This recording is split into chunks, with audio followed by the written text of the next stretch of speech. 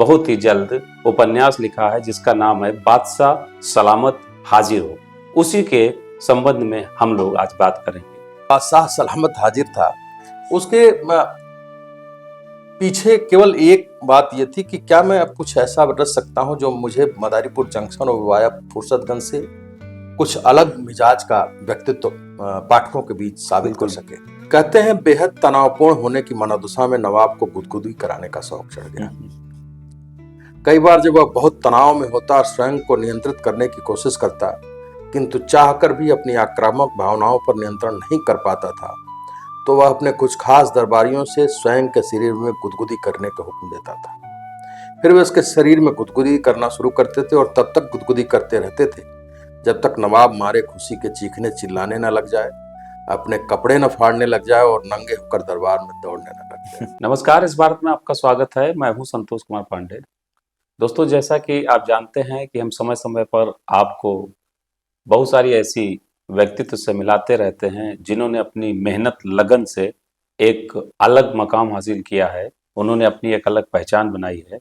तो ऐसे ही एक प्रशासनिक अधिकारी और साथ साथ में एक बहुत ही प्रसिद्ध उपन्यासकार, जो कि उन्होंने एक तरफ अपने सख्त दिमाग की वजह से अपने प्रशासनिक सेवा में अपना नाम कमाया है, तो दूसरी तरफ उन्होंने लेखन की कोमलता से एक नई पहचान बनाई है। ऐसे अधिकारी हमारे बीच में मौजूद हैं।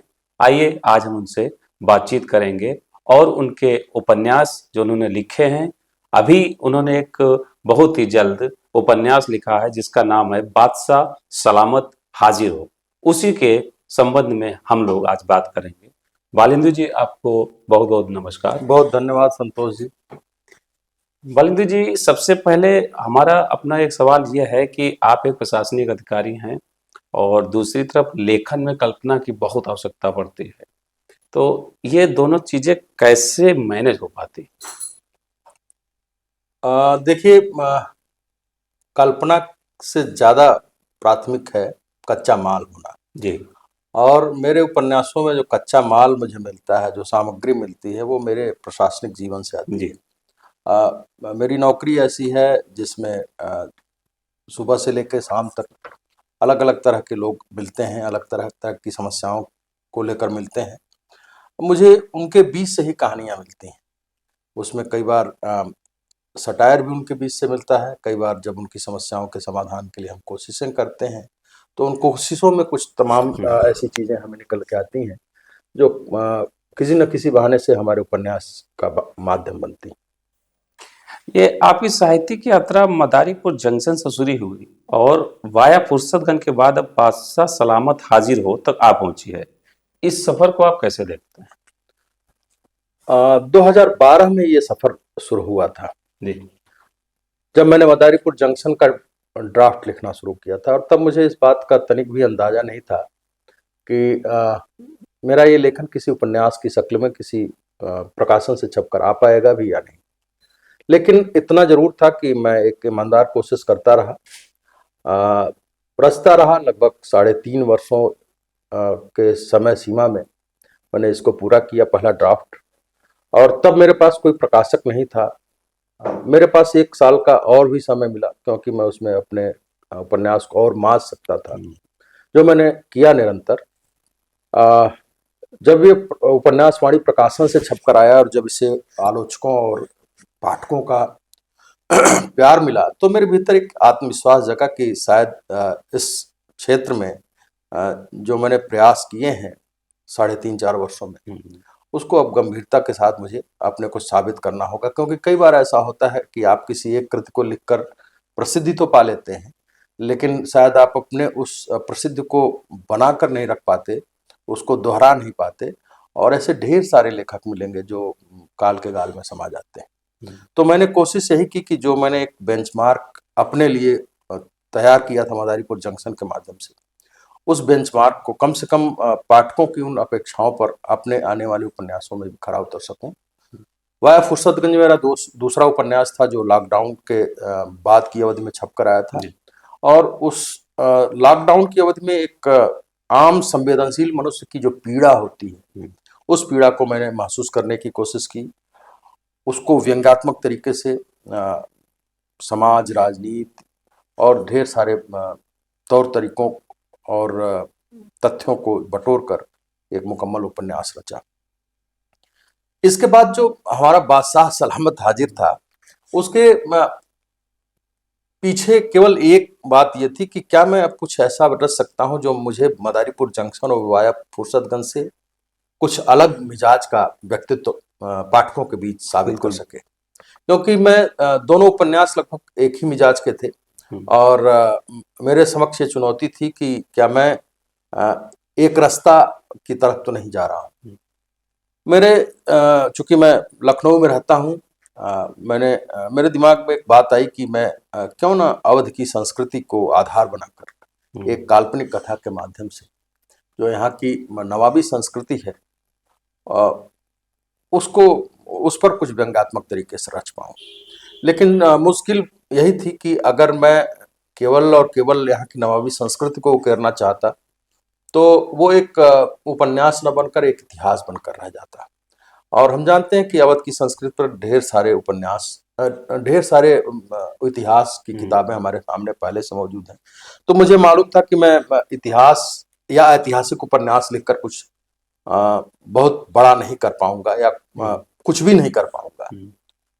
वहां से मेरे दिमाग में बात आई कि क्यों ना पृष्ठभूमि अवध की रखी जाए, काल्पनिक एक रियासत का खाका खींचा जाए, एक ऐसे नवाब को केंद्र में रखा जाए जो जैसा कि अमूमन होता आया है, जो मुगलों के दौर में, जो नवाबों के दौर में हुआ कि बेटा योग्य हो या अयोग्य हो लेकिन बादशाह बेटा ही बनेगा। और कई बार वो अगर जन्मना तौर पर उतना सक्षम ना हुआ, विकलांग हुआ, नपुंसक हुआ, दिवाली या मानसिक दिवालियापन का शिकार हुआ, तो उसके इन हरकतों के वजह से जो हमारी आम रियाया है, जो रियासत है, उसकी मनोदशा, उसके जीवनचर्या पर क्या असर पड़ेगा, ये ध्यान में रखते हुए मैंने एक ताना बाना बुना। और न केवल अवध के संस्कृति को बल्कि मैंने उस समय या उसके 400-500 वर्ष पहले के जितने भी इस तरह के बादशाह, सुल्तान, नवाब, राजा हुए, सभी के चरित्रों को कहीं न कहीं से खोज कर और एक जगह संकेंद्रित करने की कोशिश की कि एक ऐसा कोलाज बनाया जाए जिसमें न केवल एक खास किस्म के या खास दौर के नवाब के चरित्र को रेखांकित किया जाए, बल्कि अपने दौर के ऐसे सभी वहसी नवाबों को एक मंच पर ले आकर एक ऐसे चरित्र के माध्यम से सत्ता को बेनकाब करने की कोशिश की जाए, जो कहीं न कहीं से तब से लेकर आज तक हमारा पीछा करती चली जाएगी। इस उपन्यास का विचार आपको कब और कैसे आया? क्या यह किसी ऐतिहासिक सोच से प्रेरित था या एक रचनात्मक अंतःप्रेरणा थी? देखिए, ऐतिहासिक, मैंने अभी जैसा आपको बताया कि ऐतिहासिक सोच तो बिल्कुल भी नहीं थी। मैंने किसी अखबार में ये कहीं पढ़ा कि एक घर ऐसा है, शायद यूरोप का कोई देश है, उस घर का आधा हिस्सा किसी और देश में आता है और आधा हिस्सा किसी और देश में आता है। वहां से एक विचार पौधा कि एक ऐसी रियासत या एक ऐसी सल्तनत हो जिसकी कोई एक यूनिट दो रियासतों के बीच झगड़े की वजह हो, तो क्या ही मजेदार हो। वहां से ये विचार कौंधा, लेकिन तब ये इस बात का इल्म नहीं था कि मैं इसको किसी नवाब के बहाने से कहने जा रहा हूँ, या अगर थोड़े समय बाद जब मुझे जहन में आया कि आज के दौर में जो हम लोग देखते हैं कि अवध के क्षेत्र में ढेर सारे नवाब मिल जाएंगे जो अपने को मूल नवाबों के वंशज बताते हैं, जिनके एक एक घर में कई कई नवाब रहते हैं। इस तरह की कोई स्थिति परिस्थिति उत्पन्न अगर होती है तो उसको हम कहानी को आगे बढ़ाते समय किस दिशा में ले जा पाएंगे। और फिर वो जो संस्कृति थी, ये तो कहानी का एक कथ्य का हिस्सा हुआ, वो जो संस्कृति थी, जो उस दौर की भाषा थी, जो उस दौर का परिवेश था और जो उस दौर में जो कुछ भी था, उसको क्या मैं वास्तविक उस रूप में चित्रित कर पाऊंगा या नहीं। क्योंकि आज की भाषा में जिस भाषा में आज हम लिखते हैं या जिस भाषा में हमारे दोनों उपन्यास लिखे गए, उस भाषा में अगर मैं नवाबी के दौर की कहानी कहने चलूंगा तो मैं एक्सपोज हो जाऊंगा, लोग मेरा उपवास भी उड़ाएंगे। तो मेरे लिए उससे भी बड़ा संकट था कि उस दौर का परिवेश, उस दौर की भाषा को क्रिएट करना।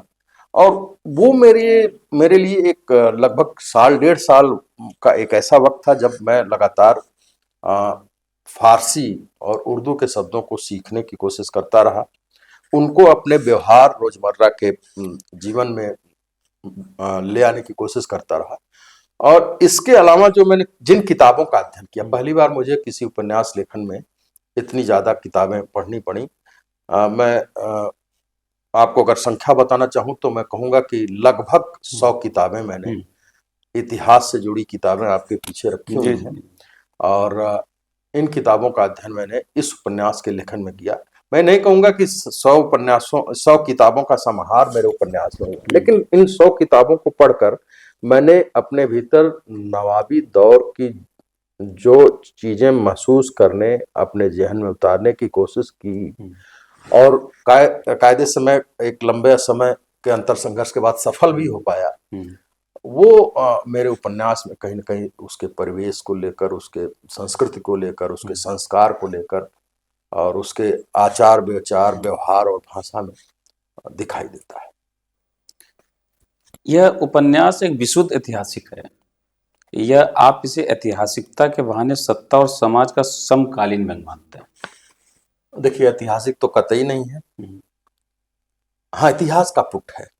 क्योंकि जब आप मेरे उपन्यास को पढ़ेंगे तो कई बार आपको लगेगा कि वो अवध के फला नवाब के चरित्र को के अधिक करीब है। कोई एक चरित्र नहीं, बल्कि कई ऐसे चरित्र जो अवध के नवाब हुए हैं। कई बार आपको लगेगा कि सल्तनत के दौर का कोई सुल्तान है जिसके चरित्र की कुछ विशेषताएं उससे मिलती हैं। कई बार आपको उत्तर मुगल काल के कुछ बादशाहों के चरित्र की भी खूबियां खामियां उसमें देखने को मिलेगी। और मैंने ऐसा सायास किया है, क्योंकि अगर मैं बिल्कुल भी काल्पनिक कोई कथा कहने चलूं तो शायद ये मेरे लिए क्या किसी के लिए भी संभव नहीं होगा। हम जिसे भी कल्पना कहते हैं वो कहीं ना कहीं तथ्यों के बहाने से ही कल्पना के रूप में निकल कर आती है। विशुद्ध काल्पनिक जैसी कोई चीज कभी हो ही नहीं सकती। तो कोई भी उपन्यास, और खासकर जब किसी इतिहास पृष्ठभूमि में लिखा जाता है या आज के 200-300 वर्ष पहले के पृष्ठभूमि में लिखा जाता है, तो उसमें स्वाभाविक तौर पर इतिहास के तथ्यों का मिश्रण होता है। लेकिन इतिहास केवल एक बहाना होता है। मकसद, जैसा कि आपने कहा कि जो हमारी सत्ता का जो चरित्र है, चाहे वो किसी दौर का हो, उस पर किसी न किसी बहाने से व्यंग करना, उसको एक तरीके से कटघरे में खड़ा करना, या कहें कि उसे रास्ता दिखाना हो सकता है। क्या इसमें अवध के नवाबी दौर का प्रभाव स्पष्ट रूप से देखने को मिलता है या एक सर्वकालिक सत्ता विमर्श? सत्ता विमर्श तो है ही, क्योंकि सत्ता केंद्र में है। नवाब सत्ता का प्रतीक है और एक वहशी नवाब है, एक ऐसा नवाब है जो अक्षम है। उपन्यास के चरित्र के लिहाज से कहें तो वो नपुंसक भी है, लेकिन राग रागिनियों में व्यस्त रहता है। उसको अपने आप पर बहुत भरोसा है, वो किसी को कभी क्षमा नहीं करता। अपनी खुशाबंद में इस कदर चूर है कि वो इसके लिए अपने राज्य का कोई हिस्सा भी किसी देने के लिए तैयार होता है। तो सत्ता विमर्श तो है। सत्ता विमर्श इसलिए है क्योंकि इतिहास के पन्नों में यदि हम जाएं, न केवल हिंदुस्तान के इतिहास में बल्कि दुनिया के किसी भी देश के इतिहास में यदि हम झांकेंगे तो ऐसे सत्ताधारी हर युग में, हर देश में हुए हैं। तो प्रकारांतर से इतिहास के सहयोग से, कल्पना के सम्मिश्रण से यह एक सत्ता संघर्ष या सत्ता विमर्श की भी कहानी। नवाब नकबुल्ला का चरित्र जटिल और बहुआयामी है। आप उसे एक सनकी तानाशाह के रूप में देखते हैं या सत्ता के उस सार्वकालिक स्वरूप के रूप में जो किसी भी कालखंड में देखा जा सकता है? नवाब का चरित्र जटिल है, बहुआयामी जरूर है, लेकिन इस मामले में बहुआयामी नहीं है कि वो बहुत प्रतिभावान है, बल्कि उसके चरित्र के कई चेहरे हैं। मुझे निदा फाजली साहब का एक शेर याद आता है कि हर आदमी में होते हैं 10-20 आदमी, जिसे भी देखना कई बार देखना। वाह। तो जो नवाब नकबुल्ला है, इसके इतने चेहरे हैं कि आप उपन्यास के पहले पन्ने से लेकर और उपन्यास के अंतिम बंद तक जब आप चलेंगे तो शायद इसको समझने में आपकी बुद्धि, आपकी मेधा जवाब दे जाएगी कि आखिर ये किस मिजाज का आदमी है। एक शब्द में हम कहें तो कह सकते हैं कि आप सनकी है, वासी है, खुशामद पसंद है, गलत या सही एक बार जो फैसला ले लेता है उस पर अडिग रहता है या बार बार अपने फैसले बदलता है। नवाब नकबुल्ला क्या है या नवाब नकबुल्ला क्या होना चाहता है, इसको एक लफ्ज में परिभाषित करना मेरे लिए भी कठिन है और स्वयं नकबुल्ला का चरित्र भी इतना जटिल है कि उसे व्याख्यायित करना कठिन है। और शायद यही जो इतिहास में जितने भी वहशी नवाब हुए हैं, जितने भी सनकी नवाब हुए हैं, जितने भी अपने फैसलों पर, गलत या सही फैसलों पर अडिग रहने वाले नवाब हुए हैं, वो कदाचित इसी मिजाज के हुए हैं।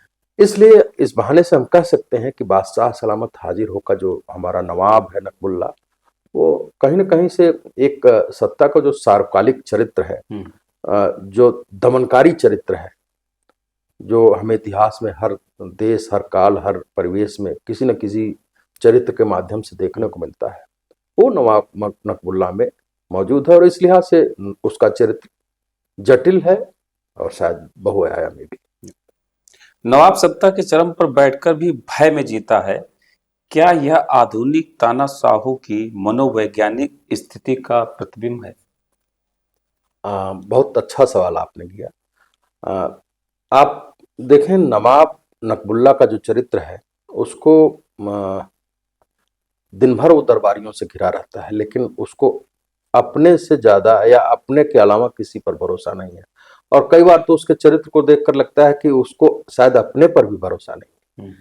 उसका कारण क्या है? उसका कारण है कि अपने इर्द गिर्द उसने एक ऐसा परिवेश, एक ऐसी संरचना बना रखी है अपने को सुरक्षित करने के लिए, या अपने को सुरक्षित महसूस करने के लिए कि उसे लगता है कि वो सुरक्षित है, जबकि वास्तविकता ये है कि उसके इर्द गिर्द जितने भी चाटुकार, खुशामदखोर, तीसमार खां जैसा कि उसका एक गुट है उसने बना रखा है, ये सभी केवल उसके खुशामद करने वाले लोग हैं। उसको वो ऐसे लोग हैं कि जो सच को सच नहीं कहते, यह देखकर सच को सच कहते हैं कि नवाब उसे सच सुनना पसंद करेगा। यदि कोई ऐसी चीज जो नवाब को खराब लगे तो वो नवाब के सामने नहीं आने देना चाहते।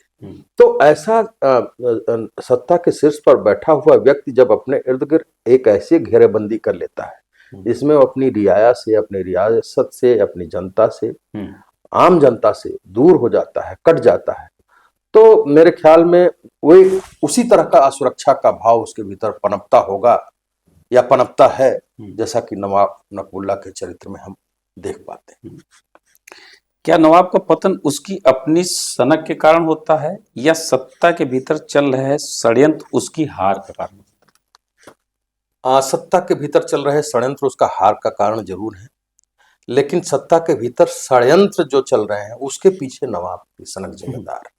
तो मुझे लगता है कि कारण दोनों सही हैं। उस सत्ता के पीछे जो संघर्ष चल रहा है वो भी मौजूद है, लेकिन उस सत्ता के पीछे जो षड्यंत्र चल रहा है उसके पीछे जो नवाब की सनक है वो ज्यादा जिम्मेदार है। हुस्ना इस उपन्यास की सबसे मजबूत महिला पात्र है। क्या यह किरदार प्रेम का प्रतीक है या सत्ता की क्रूरता के खिलाफ एक विद्रोह?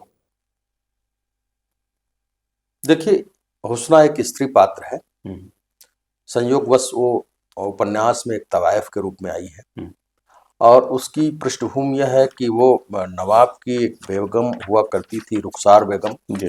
उसकी नवजात पुत्री थी, लेकिन नवाब ने अपनी बेगम को त्याग दिया, सो उसको उठा के किसी ने तवायफ के मोहल्ले में बेच दिया। नवाब हुस्ना जब धीरे धीरे बड़ी होती है तो उसको इस बात की जानकारी होती है कि उसकी माँ कभी नवाब की बेगम हुआ करती थी और आज उसकी जो मन स्थिति है या जो स्थिति है उसके पीछे कहीं ना कहीं नवाब की वह क्रूरता जिम्मेदार है जो उसके माँ के साथ नवाब ने किया। चूंकि हुस्ना स्त्री है, तवायफ है, प्रेम को शायद एक तवायफ से बेहतर शायद ही कोई जानता पहचानता महसूस करता होगा। वो प्रेम करना भी जानती है, प्रेम से खेलना भी जानती है और प्रेम में धोखे देना भी जानती है। निर्भर करता है कि सामने वाला शख्स उसे किस रूप में नजर आता है, उससे किस तरीके से पेश आता है। तो सूक्ष्म तौर पर देखें तो हुस्ना का चरित्र प्रेममय चरित्र है, क्योंकि वह जालिम सिंह जो इस उपन्यास का एक ठग है चरित्र है, उस पर जान छिड़कती है। लेकिन नवाब के प्रति उसके मन में जो भाव है वो क्रूरता का भाव है, और वो उस कारण है जिस कारण से उसकी माँ के साथ जो अन्याय, जो क्रूरता नवाब ने की, उसके बदले के कारण उसके मन में नवाब के प्रति वह क्रूरता आई है। मूल चरित्र हुस्ना का प्रेम का ही। शेक्सपियर की त्रासदियों में नायक अपनी ही गलतियों के कारण बर्बाद होता है और यही नवाब नकबुल्ला के साथ भी होता है। क्या आप इसे क्लासिक ट्रेजेडी मानते हैं? क्या यह कहा जा सकता है कि नवाब नकबुल्ला की कहानी सत्ता की एक सार्वभौमिक त्रासदी है जो इतिहास में बार बार दोहराई? देखिए, छोटे मुंह बड़ी बात होगी अगर हम बादशाह सलामत हाजिर होकर किसी चरित्र की तुलना शेक्सपियर के नाटकों में या उनके नाटकों में होने वाली त्रासदियों से करें। और मैं आपको ईमानदारी से बताऊं, जब एक लेखक लिखता है तो उसके मन में किसी की तरह लिखने या किसी के प्रभाव में लिखने की कतई भी कोई इच्छा नहीं होती है। कहानी स्वयं अपना रास्ता तलाशती है। इस उपन्यास को जब मैं लिख रहा था, इसका लगभग 90% हिस्सा लिख चुका था, और जो अंतिम 8 पेज है, जो 38वां चैप्टर है इसका, आप विश्वास करें उस 8 पेज को लिखने में मुझे 1 महीने लगे। और उसका कारण यही था कि मैं ऐसे मोड़ पर खड़ा था, सारे चरित्रों को मुझे एक मंच पर ले आना था जहां नवाब नकुल्ला भी हो, उसकी रियाया भी हो, जालिम सिंह भी हो, हुस्ना भी हो, और रहम सिंह जिसके राज्य में हुस्ना रहती आई है वो भी हो। 3 ऐसे चरित्र हैं, बादशाह नकबुल्ला, जालिम सिंह और रहम सिंह, जो तीनों हुस्ना से इश्क करते हैं, तीनों उसे पाना चाहते हैं। और एक तरफ वो रियाया है जो नवाब की प्रताड़ना से 50 वर्ष से तंग है, कराह रही है, लेकिन उसको आमने सामने नवाब से अपनी भावनाओं को प्रकट करने का, जो भी भावनाएं हैं उसको प्रकट करने का कोई अवसर नहीं मिल पा रहा है। ये वो एक ऐसा स्टेज है जब नक्कार खाने में ले आया जाता है बेड़ियों में जकड़ कर नवाब को, तो वहां पर सभी पात्र एक बिंदु पर संकेंद्रित होते हैं। वहां जालिम सिंह भी है, वहां रहम सिंह भी है, हुस्ना भी बुलाई जाती है। नवाब अपनी आखिरी इच्छा चाहता है कि एक बार वो हुस्ना को देख ले मरने के पहले, और वो नेपथ्य में वो भीड़ रियाया के रूप में मौजूद है जो बादशाह को फांसी के तख्त पर झूलते हुए देखना चाहती है। उस बादशाह को जिसने अपनी नग्न आंखों के सामने न जाने कितने निर्दोष लोगों को फांसी के तख्त पर चढ़ाया होगा। तो आप कल्पना करिए,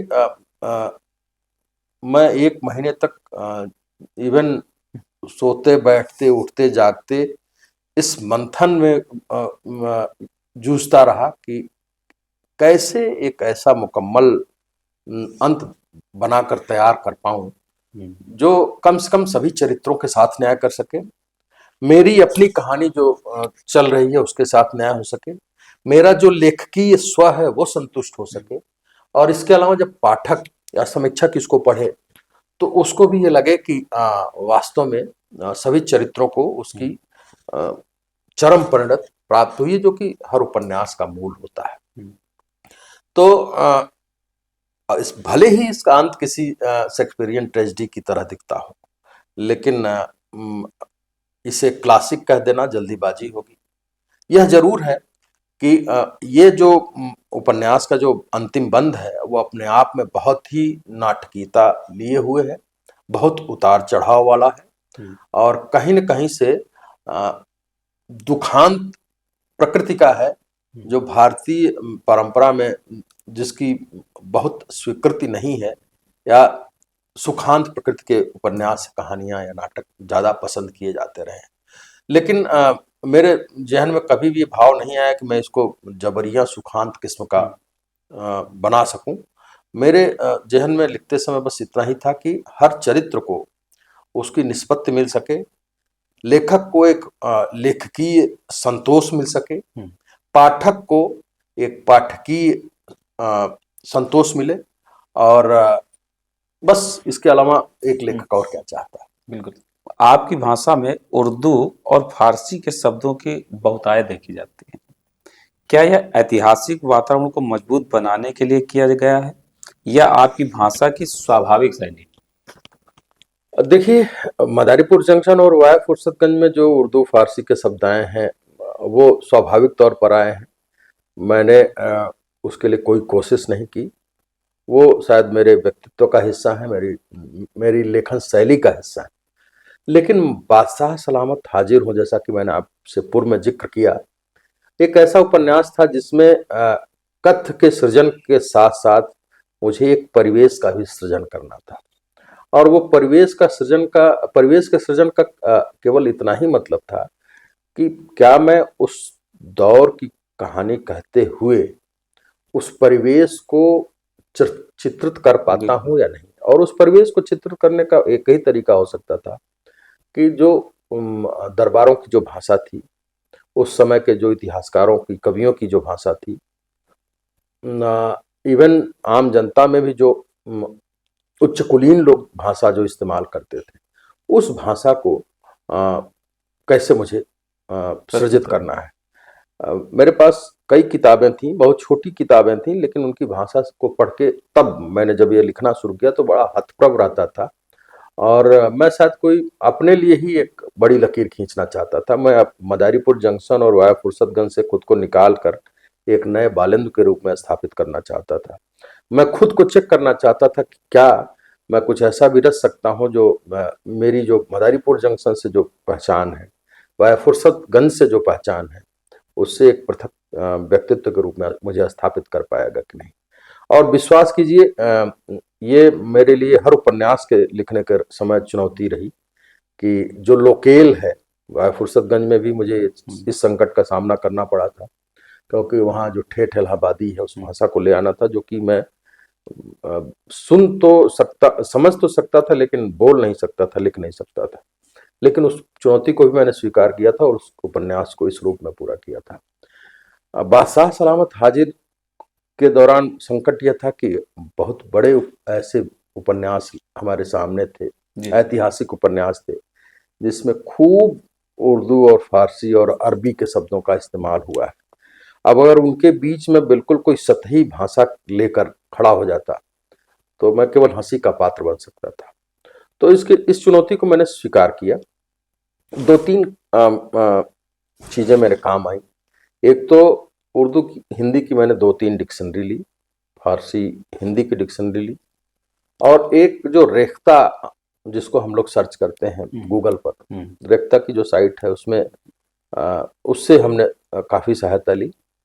और इसके अलावा जितने भी उस काल के उपन्यास थे, कहानियाँ थीं, छोटे छोटे किस्से थे, उनसे जुड़ी जितनी भी किताबें थीं, ऑफलाइन और ऑनलाइन भी, मैंने सबको खरीद कर पढ़ा और जज्ब करने की कोशिश की।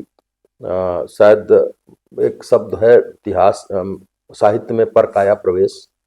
उसमें जब एक साहित्यकार कुछ रचता है तो वो जितने चरित्रों के को जीता है, उतने तरह के चरित्र वो स्वयं बनता जाता है।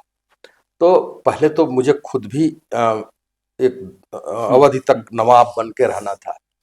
अब आप कल्पना करें कि मैं दिन में नौकरी करता हूँ, आज का जो सत्य है उस सत्य से रोज मुठभेड़ करता हूँ, घर आता हूँ, समय निकालता हूँ, परिवार बच्चों के लिए। उसके बाद जो 2 भी 3 घंटे 4 घंटे जो मेरे पास समय होता है, उसमें मैं अपने व्यक्तित्वांतरण का प्रयास करता हूँ। कभी नवाब बनता हूँ, कभी उसका दर्जी बनता हूँ, कभी कोई स्त्री पात्र है उसको जीने लगता हूँ।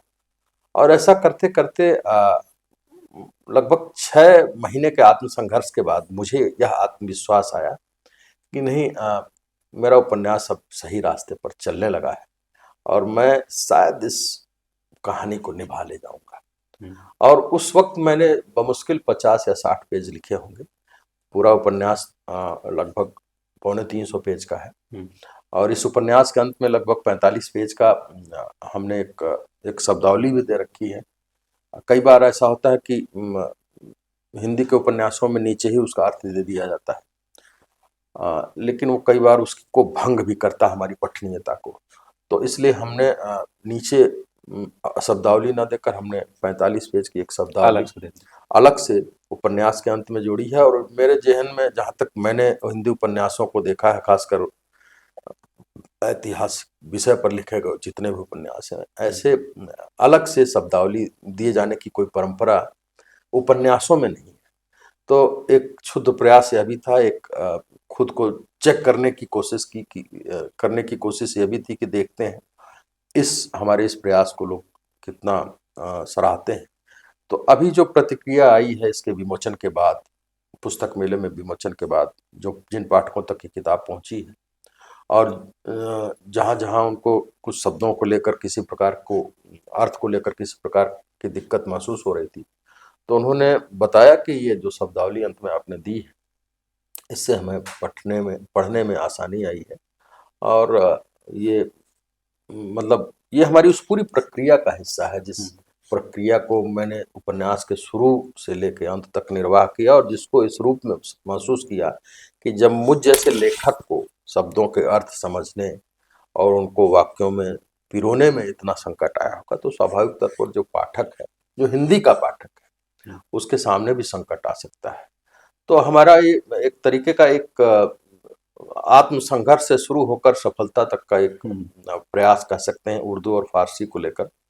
और अब धीरे-धीरे किताबें लोगों तक पहुंच रही हैं, तो देखते हैं इसको किस तरीके का प्यार मिलता है। जी बिल्कुल मिलेगा। बादशाह सलामत हाजिर हो जो व्यंग है वह आपके पिछले उपन्यासों से अधिक तीखा और मारक है। क्या यह आपकी शैली का एक विकसित रूप है? तीखा और मारक आप कह रहे हैं तो मानना पड़ेगा। हालांकि मैंने मदरपुर जंक्शन भी जब लिखा तो उसमें भी जो विविध जातियों और धर्मों की जो मैंने चुटकी ली, उसमें भी मैंने अपनी मारकता में कोई कसर नहीं रखी। इसी तरीके से जो वाया फुर्सतगंज जब लिखा तो उसमें भी समाज और राजनीति और धर्म से जुड़े जितने भी प्रश्न थे, मैंने अपने कहन में या सवाल उठाने में, सवाल खड़ा करने में, प्रहार करने में कोई कसर नहीं छोड़ी। लेकिन मुझे लगता है कि जैसे हर चीज पत्थर पर घिसके और नुकीली होती जाती है, वैसे मेरा व्यंग भी होता गया होगा। और निश्चित रूप से बादशाह सलामत हाजिर हो मदारीपुर जंक्शन और वाया फुर्सतगंज में जो मेरे प्रयोग थे उसका ही एक विकसित रूप होगा। और इसमें मारकता अधिक है, प्रहार अधिक है, तंज गहरा है। ये मेरे लिए सौभाग्य की बात है अगर आप या पाठक या समीक्षक इसको इस रूप में देते हैं। बादशाह सलामत हाजिर हो में नाटिकता बहुत प्रबल है। क्या इसे नाटक के रूप में मंचित करने की कोई संभावना है? कई बार तो आपको मैं बताऊं, कई बार मुझे लगता है कि काश कि मैं नाटककार होता क्योंकि लिखते समय मेरे सामने चरित्र वैसे ही आते हैं जैसे रंगमंच पर पात्र आते हैं। फिर होता क्या है कि नाटक में कोई पृष्ठभूमि नहीं होती, चरित्र चित्रण के लिए अवकाश नहीं होता है। और मेरा जो सलीका है कहने का, वो बिना पृष्ठभूमि बताए और बिना चरित्र चित्रण किए मैं अपने को बहुत कहने में सक्षम नहीं पाता हूँ।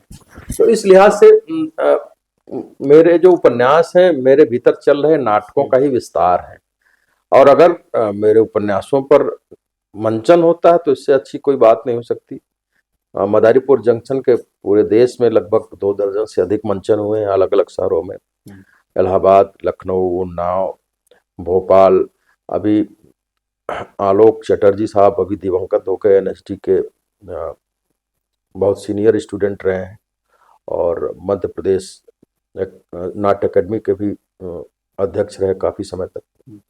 तो उन्होंने मेरे उपन्यास पर भोपाल से दूर एक गांव में मंचन किया था। अब आप समझिए कि मैं पूर्वी उत्तर प्रदेश का रहने वाला हूं। आलोक चटर्जी साहब इतना काम किया उन्होंने नाटकों पर, लेकिन उनको कहीं न कहीं वो कहानी जोड़ती होगी तब जाके वो भोपाल के किसी सुदूर गांव में उसका मंचन कर पाए और दर्शकों ने उसे हाथों हाथ लिया, सराहा। बादशाह सलामत हाजिर हो तो पूरी तरीके से एक मंची होने वाला नाटक है और इसके जो दृश्य हैं, जो घटनाक्रम है, इसके जो चरित्र हैं, लिखते समय भी मुझे लगता था कि जैसे मैं कोई नाटक लिख रहा हूँ। तो निश्चित रूप से मैं उम्मीद करता हूँ कि इसकी नाटकीयता इसके मंचन में सहायक होगी। इस उपन्यास के बाद क्या आप फिर से इतिहास की ओर लौटेंगे या कोई समकालीन कथा आपके दिमाग में? अब देखिए, अभी तो बादशाह सलामत हाजिर हो से ही निकलना बड़ा मुश्किल है। लगता जरूर है कि जब कोई लेखक लिखता है तो बस लिख के जब खत्म करता है तो वो कुछ ऐसा ही होता होगा जैसे कमरे में लाइट बंद करने के बाद उसको ऑफ कर दिया जाता होगा, लेकिन होता नहीं। हम जैसे अभी मैंने परकाया प्रवेश की बात की, जैसे किसी और के चरित्र में प्रवेश करके और खुद उसके जैसा बन जाना, एक प्रक्रिया अगर यह होगी तो उससे निकलने में भी उतना ही वक्त लगता है। कई बार तो कुछ चरित्र इतना गहरा असर डालते हैं रचनाकार पर, जैसा कि मैं महसूस करता हूं और भी गंभीर लेखक महसूस करते होंगे कि व्यक्ति अवसाद की अवस्था में होता है, कई महीनों तक अवसाद की अवस्था में होता है, उन चरित्रों से निकलने में उसको वक्त लगता है। तो अभी तो मैं उस बादशाह के माहौल से ही अपने को निकालने की कोशिश कर रहा हूँ। हाँ, एक तो कहानियां जरूर है मेरे जहन में जिस पर मैं काम करना चाहता हूँ। एक ऐतिहासिक विषय है, बहुत लोगों ने लिखा है, मैं भी चाहता हूँ कि मैं भी उस पर एक कहानी के माध्यम से कुछ लिख सकूं। बंटवारे पर एक उपन्यास लिखना चाहता हूँ। और मेरे एक मित्र हैं, सीनियर फिल्म निर्देशक हैं, प्रोड्यूसर हैं मुंबई में। एक बार उन्होंने एक जिक्र किया था, एक कहानी पर वो फिल्म बनाना चाहते, तो वहां से मेरे दिमाग में एक आइडिया आई कि क्यों ना कुछ ऐसा उपन्यास की शक्ल में रचा जाए। लेकिन यह एक ऐसा विषय होगा जिस पर बहुत सटीक और बहुत गहन अध्ययन की आवश्यकता होगी और अभी इस बारे में कुछ भी कहना कि मैं इस विषय पर लिखने जा रहा हूँ जल्दीबाजी होगी। लेकिन इतना जरूर है कि चाहे ऐतिहासिक विषय होगा या कोई समकालीन विषय होगा, तरीका मेरा वही होगा, व्यंग करने का तरीका वही होगा, व्यंग की धार और पैनी होगी और कोशिश यही रहेगी कि एक आम संवेदनशील इंसान जिस पैनेपन के साथ जिस दर्द को महसूस करता है वो दर्द मैं अपने उपन्यासों में दोबारा से ले आ पाऊं। जैसा कि आपने बादशाह सलामत हाजिर हो के बारे में काफी सारी चीजें बहुत ही बेहतरीन तरीके से बताई और मुझे ये विश्वास है कि ये उपन्यास आपका लोगों को बहुत ही रोमांचित करेगा। साथ में हम चाहते हैं कि हमारे दर्शकों को आप कुछ इसके जो भी आपको इसमें से सबसे ज्यादा गहरी चीजें जो आपको छाप छोड़ गई हो अंदर, वो चीजें कुछ आप जो है हमारे दर्शकों को सुनाएं। देखिए, छाप छोड़ने के लिए तो बहुत सारी चीजें हैं, 275 पेज का उपन्यास है जी। मैं एक हिस्सा इसका पढ़कर आपको सुनाता हूँ। जी जी। आपको शायद मजा आए। जी। कहते हैं बेहद तनावपूर्ण होने की मनोदशा में नवाब को गुदगुदी कराने का शौक चढ़ गया। कई बार जब वह बहुत तनाव में होता और स्वयं को नियंत्रित करने की कोशिश करता, किंतु चाहकर भी अपनी आक्रामक भावनाओं पर नियंत्रण नहीं कर पाता था, तो वह अपने कुछ खास दरबारियों से स्वयं के शरीर में गुदगुदी करने का हुक्म देता था। फिर वे उसके शरीर में गुदगुदी करना शुरू करते थे और तब तक गुदगुदी करते रहते थे जब तक नवाब मारे खुशी के चीखने चिल्लाने न लग जाए, अपने कपड़े न फाड़ने लग जाए और नंगे होकर दरबार में दौड़ने न लग जाए। कई बार इस प्रक्रिया में मारे खुशी के वह गुदगुदी करने वाले जहीन दरबारियों के कपड़े भी फाड़ने लगता था और पल भर में ही अपने साथ उन्हें भी निर्वस्त्र कर डालता था। दरबारी उसके पीछे दौड़ लगाते रहते थे। जब नवाब दरबार में दौड़ते दौड़ते थक जाता तो अपने सिंहासन के पीछे थक कर बैठ जाता। फिर उसके सामने नए कपड़े लाए जाते। जब वह दोबारा अपने सिंहासन पर बैठता तब उसकी सहमत के बाद उससे बारी बारी कपड़े पहनाए जाते। उसके कपड़े पहनने के बाद ही नवाब द्वारा नग्न दरबारी अपने कपड़े पहन सकते थे। धीरे धीरे यह इस दरबार की एक परंपरा सी बन गई। ये हिस्सा है। ये बहुत ही रोचक रहा। मुझे लगता है कि ये हिस्सा बिल्कुल उस तरीके से अवसाद मिटाने का सबसे यूनिक तरीका आपने उसमें पिरोया है। दोस्तों, जैसा कि आपने देखा कि हमारे बीच में श्री बालेन्द्र द्विवेदी जी, जो कि एक उपन्यासकार हैं और काफी बेहतरीन आप लेखन करते आए हैं, बहुत ही सफलता प्राप्त करी है आपके उपन्यासों ने। और फिर से आज हम लोगों ने इनके नए उपन्यास बादशाह सलामत हाजिर होकर बात की।